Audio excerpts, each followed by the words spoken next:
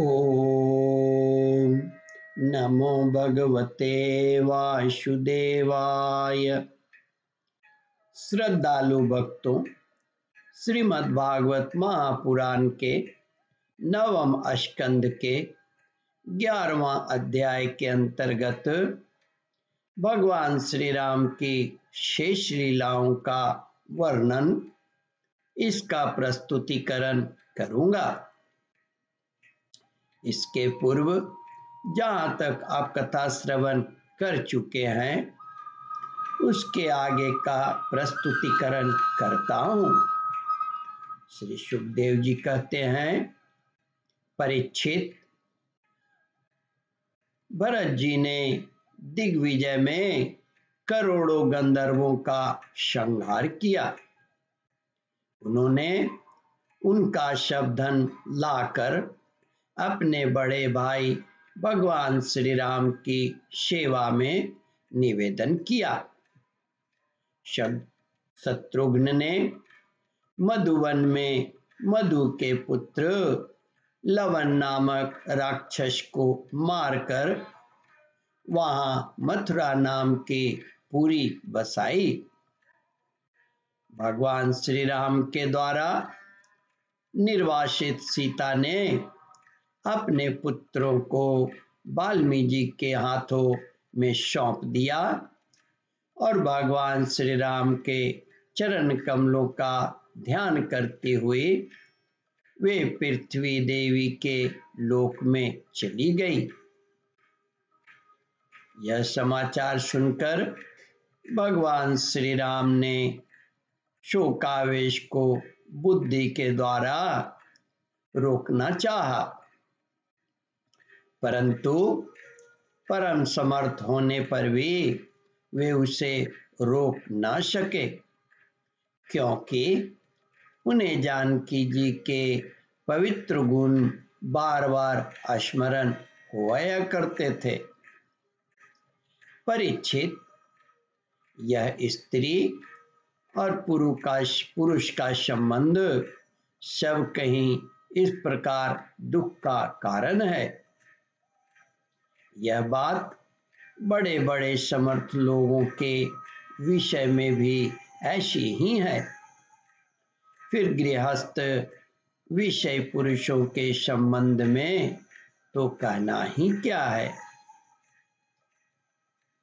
इसके बाद श्री राम ने ब्रह्मचर्य धर्म धारण करके 13,000 वर्ष तक अग्निहोत्र किया। तदंतर अपना स्मरण करने वाले भक्तों के हृदय में अपने उन चरण कमलों को स्थापित करके जो दंडक वन के कांतों के से बिध गए थे, जो आपने तदंतर अपना स्मरण करने वाले भक्तों के हृदय में अपने उन चरण कमलों को स्थापित करके जो दंडक बन के कांटों से बींध गए थे, अपने स्वयं प्रकाश परम ज्योतिर्मय धाम में चले गए। श्री सुखदेव जी कहते हैं, परीक्षित, भगवान के समान प्रतापशाली और कोई नहीं है, फिर उनसे बढ़कर तो हो ही कैसे सकता है। उन्होंने देवताओं की प्रार्थना से ही यह लीला विग्रह धारण किया था। ऐसी स्थिति में रघुवंश शिरोमणि भगवान श्री राम के लिए यह कोई बड़े गौरव की बात नहीं है कि उन्होंने अस्त्र शस्त्र से राक्षसों को मार डाला या समुद्र पर पुल बांध दिया।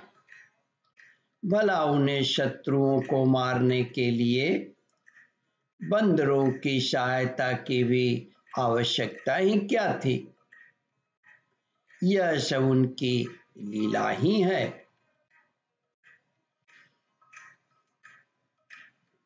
भगवान श्री राम का निर्मल यश समस्त पापों को नष्ट कर देने वाला है।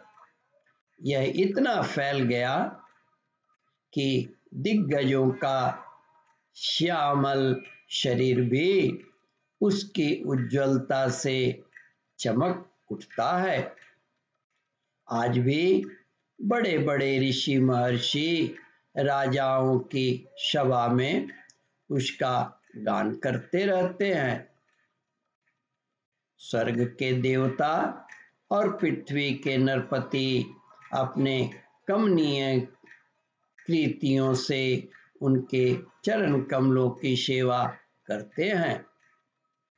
मैं उन्हीं रघुवंश शिरोमणि भगवान श्री रामचंद्र की शरण ग्रहण करता हूँ, जिन्होंने भगवान श्री राम का दर्शन और स्पर्श किया, उनका सहवास तथा अनुगमन किया। वे सब के सब तथा कौशल देश के निवासी भी उसी लोक में गए जहाँ बड़े बड़े योगी लोग साधना के द्वारा जाते हैं।